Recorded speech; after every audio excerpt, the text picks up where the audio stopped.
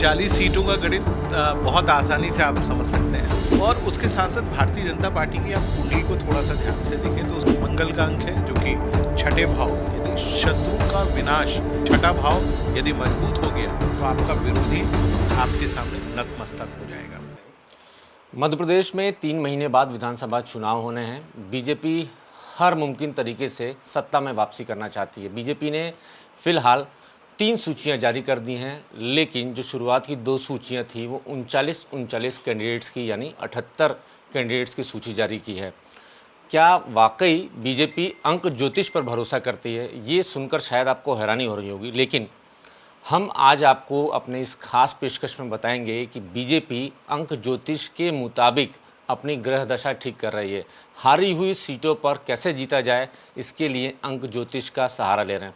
मेरे साथ ज्योतिषाचार्य पंडित अरविंद तिवारी जी हैं, उनसे बात करेंगे और जानने की कोशिश करेंगे कि क्या वाकई बीजेपी अंक ज्योतिष पर भरोसा करे। सर, स्वागत है आपका, बहुत बहुत धन्यवाद, आपने समय दिया। सर, ये 39 सीटों का क्या गणित है? देखिए, 39 सीटों का गणित बहुत आसानी से आप समझ सकते हैं। उसके लिए आपको भारतीय जनता पार्टी की कुंडली देखना होगी। भारतीय जनता पार्टी जो कि मिथुन लग्न और वृश्चिक राशि की पार्टी है। मिथुन लग्न यानी लग्न का जो अंक है वो 3 है। राशि यानी वृश्चिक, उसका जो स्वामी ग्रह है यानी उसका अंक होता है वो 9 का अंक होता है। तो सबसे पहली चीज़ तो ये स्पष्ट हुई। और उसके साथ साथ भारतीय जनता पार्टी की आप कुंडली को थोड़ा सा ध्यान से देखें तो उसमें 9 का अंक यानी मंगल का अंक है जो कि छठे भाव यानी शत्रु का विनाश कैसे किया जा सकता है। छठा भाव यदि मजबूत हो गया तो आपका विरोधी आपके सामने नतमस्तक हो जाएगा। 3 का अंक, यदि अंक ज्योतिष में अंक 3 की बात करें तो वो गुरु का अंक होता है। मिथुन लग्न की कुंडली में सप्तम भाव गुरु का अंक है यानी 9 का अंक है। और ठीक उसी प्रकार से दशम भाव जो है वो भी गुरु का स्वामी ग्रह यानी वहाँ पे 12 का अंक है। आप उसको जोड़ेंगे तब भी वो अंक जो आता है वो 3 का ही अंक आता है, यानी गुरु को मजबूत करना है। सप्तम भाव जहाँ से जनता वोट डालती है यानी जनता जिस प्रकार से आपके पक्ष में आएगी उसके लिए गुरु का मजबूत होना बेहद ज़रूरी है। ठीक उसी प्रकार से दशम भाव यानी कर्मेश जहाँ पर 12 है उसको आप जोड़ेंगे तब भी 3 का अंक आता है यानी गुरु का अंक, यानी गुरु ग्रह की मदद उनको चाहिए। अच्छा, क्यों गुरु ग्रह की मदद चाहिए? उसके पीछे का भी एक बहुत सुंदर सा जवाब है। वर्तमान में गुरु ग्रह इस समय वक्री होकर चल रहे हैं। गुरु, जैसा हम सभी जानते हैं, राजनीति में बेहद आवश्यक है। ज्ञान और बुद्धि का कारक ग्रह हम गुरु को मानते हैं। यदि गुरु कमजोर होगा तो आप राजनीति में ना तो बोल पाएंगे, ना ही जनता को और अपने वोटर को आप आकर्षित कर सकते हैं। उसके लिए गुरु का मजबूत होना ज़रूरी है। अच्छा, गुरु कब तक वक्री है? 31 दिसंबर तक। तो उसको मजबूत करने के लिए अंक ज्योतिष की मदद ले रहे हैं। तो अंक ज्योतिष में ये मदद ली जा रही है। इसके अलावा एक चीज़ और जानना बेहद आवश्यक है। चूँकि मध्य प्रदेश की राशि कन्या है और भारतीय जनता पार्टी मिथुन लग्न की पार्टी है, तो वह उसको मालूम है कि नवंबर के महीने में बुध वक्री और अस्त दोनों ही होता है। तो वो आप देखेंगे कि चुनाव की कुछ ऐसी तारीखें घोषित होंगी जो कि भारतीय जनता पार्टी के बहुत फेवरेबल तारीख होंगी। यानी उस तारीख में यदि वोट डाले जाएंगे तो भारतीय जनता पार्टी का प्रत्याशी अपने विपक्षी प्रत्याशी को आसानी से हरा सकता है। तो अंक ज्योतिष में ये है। और इसके अलावा एक चीज़ और यदि हम उसको समझना चाहें तो 2 सूचियां जारी हुई। एक तीसरी अलग से सूची जारी हुई लेकिन उसमें एक ही नाम, माने वो चाहते तो 40 की जारी कर सकते थे, परंतु उन्होंने 39 की 2 सूचियां जारी की। अब आप 39 को जोड़ेंगे तो वो होता है 78। अच्छा, 78 को जोड़िए तो 8 और 7 15 होता है। 15 को भी आप जोड़ेंगे तो 1 + 5 = 6 होता है। 6 का अंक जो कि शुक्र का अंक है। मिथुन लग्न की कुंडली में पंचम भाव शुक्र का भाव होता है। माने राजनीति में यदि जातक को सफलता चाहिए तो शुक्र का मजबूत होना बेहद ज़रूरी है। तो आप देखिए कि उसको भी जोड़ने की कोशिश करी गई। तो ये बड़ा गूढ़ विषय है। जो भी अंक ज्योतिष या जो भी ज्योतिष शास्त्री रहे होंगे उन्होंने वाकई में एक बहुत ज़बरदस्त सलाह दी कि 39 के आंकड़े के हिसाब से आप प्रत्याशियों की सूची जाहिर करें और उससे पार्टी जो कि हारी हुई सीटें हैं, माने ये उन सीटों की सूचियां हैं जहां पर भारतीय जनता पार्टी परास्त हो चुकी है, माने उनको जीता नहीं है।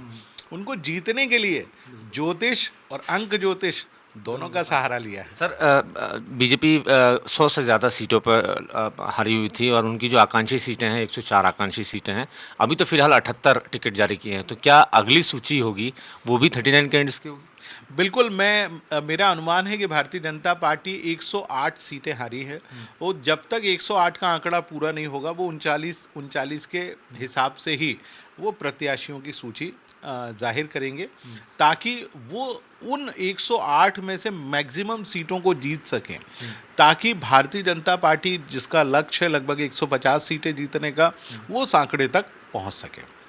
सर, जो 78 कैंडिडेट डिक्लेयर किए हैं उसमें 4 तो सीएम के कैंडिडेट हैं। प्रहलाद पटेल हैं, कैलाश विजयवर्गीय हैं, शिवराज जी भी एक तरीके से मान लें। सर, किसका कुंडली सबसे ज़्यादा मजबूत लग रही है आपको, कि जिसमें सीएम बनने की संभावनाएं हैं? देखिए, 2 कुंडलियां मैं बता सकता हूं जो सबसे ज़्यादा मजबूत हैं। उसमें सबसे पहली कुंडली है मनी कैलाश विजयवर्गीय की। मेष लग्न और मिथुन राशि की कुंडली है, बेहद मजबूत कुंडली मानी जाती है। लेकिन ये बात कहना गलत होगा कि नरेंद्र सिंह जी की कुंडली में कमजोरी है, बिल्कुल नहीं है। दोनों की कुंडली, मैं 1 नंबर पर नरेंद्र सिंह जी और कैलाश जी दोनों को ही रखूंगा। दोनों की कुंडलियां बेहद भारी हैं। अच्छा, आपको एक चीज़ और मैं बताऊं, इन दोनों की कुंडलियां आने के कारण जो है मध्य प्रदेश में जो चुनावी गणित है वो बदल गया है।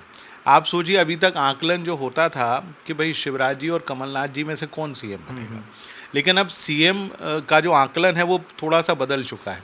यानी नरेंद्र सिंह जी और कैलाश जी की कुंडली को एक तरफ रखा जा रहा है और दूसरी तरफ मनी कमलनाथ जी की कुंडली को रखा जा रहा है, और उनसे ये आकलन करने की कोशिश की जा रही है कि आखिर इन तीनों में से कौन मुख्यमंत्री बनेगा। तो आने वाले दिनों में भविष्य के गर्भ में है। हालांकि मेरा काम है भविष्य बताने का, लेकिन नहीं, दर्शक यही जानना चाह रहे हैं सर, दर्शक यही जानना चाह रहे हैं आपसे, और मैं खुद जानना चाह रहा हूँ कि कमलनाथ जी की कुंडली बेहतर है या फिर कैलाश जी की या नरेंद्र सिंह तोमर जी की सीएम बनने के लिए? देखिए, मैं आपको बताऊं कि ये निर्णय, देखिए तीनों की कुंडली लगभग एक जैसी है। कमलनाथ जी की कुंडली निस्संदेह बहुत मजबूत है, उनकी कुंडली को कहीं से भी कमतर करके आंका नहीं जा सकता। माने आप देखिए कि वो अकेले ही खड़े हुए हैं मैदान में और उनके खिलाफ में पूरी भारतीय जनता पार्टी और संघ समेत जितने भी उनके अनुषांगिक संगठन है सब हैं, और वो आप देखिए अकेले मुकाबला कर रहे हैं। तो इसका मतलब है कुंडली बेहद स्ट्रांग है। लेकिन कुंडली जो है इन दोनों की भी बहुत स्ट्रांग है। तो अब इस बात का निर्धारण आप कैसे करेंगे कि आखिर इनमें से जीतेगा कौन?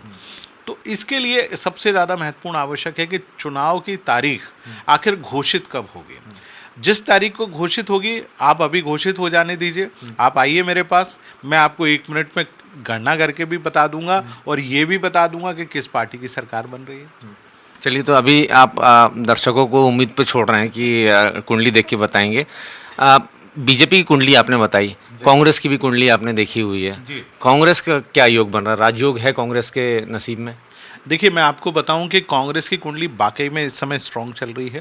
भारतीय जनता पार्टी की तुलना में कांग्रेस की कुंडली ज़्यादा स्ट्रांग है वर्तमान के दौर में हम बात करें, क्योंकि कांग्रेस की कुंडली कन्या राशि की है, भारतीय जनता पार्टी वृश्चिक राशि की है और शनि का अशुभ ढैया चल रहा है। लेकिन कांग्रेस के ऊपर 1 नवंबर से केतु आने जा रहा है। केतु आने का तात्पर्य क्या होता है कि केतु चूंकि मूल नक्षत्र का स्वामी ग्रह होता है, जातक जहाँ से चलता है अपने मूल पर लाकर खड़ा कर देता है। माने आप जहाँ से शुरू हुए वहीं पर आप पहुँच जाओगे। तो केतु का एक प्रकार से ट्रांजिट ठीक नहीं है।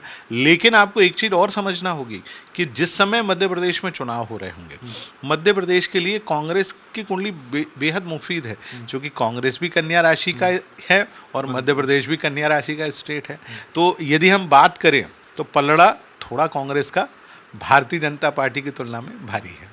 जाहिर है कांग्रेस को खुश होने की ज़रूरत है। पंडित अरविंद तिवारी जी ने ये थोड़ा इशारा भी कर दिया है कि मध्य प्रदेश की जो राशि है कन्या राशि और कांग्रेस की जो है राशि कन्या राशि, दोनों कॉमन है और दोनों ही इस वक्त आज की जो ग्रह दशा है उसके मुताबिक बेस्ट है। और कांग्रेस के राजयोग के संकेत फिलहाल ज्योतिषाचार्य पंडित अरविंद तिवारी दे रहे हैं। कैमरामैन वीरेंद्र के साथ नवीन सिंह, BC24 भोपाल।